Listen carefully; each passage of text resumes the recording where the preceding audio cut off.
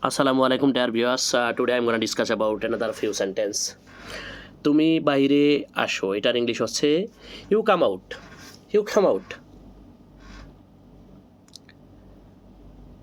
তুমি রুমে আসো, এটার ইংলিশ হচ্ছে you come to the room. You come to the room.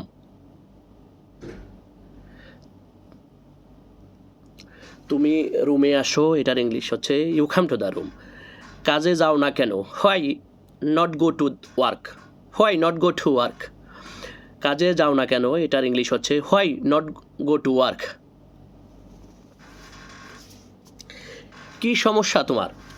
কী সমস্যা তোমার, এটার ইংলিশ হচ্ছে হোয়াট ইজ ইউর প্রবলেম। কী সমস্যা তোমার, হোয়াট ইজ ইউর প্রবলেম।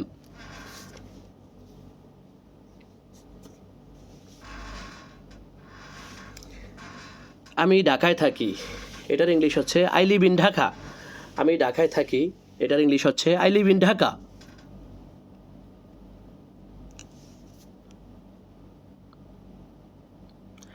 তুমি এখানে কেন এসেছো, এটার ইংলিশ হচ্ছে why did you come here.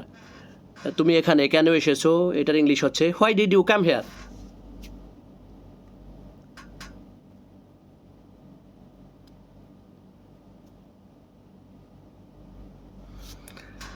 আমি ভ্রমণ করতে এসেছি, আই ক্যাম টু ট্রাভেল। আমি ভ্রমণ করতে এসেছি, এটার ইংলিশ হচ্ছে আই ক্যাম টু ট্রাভেল।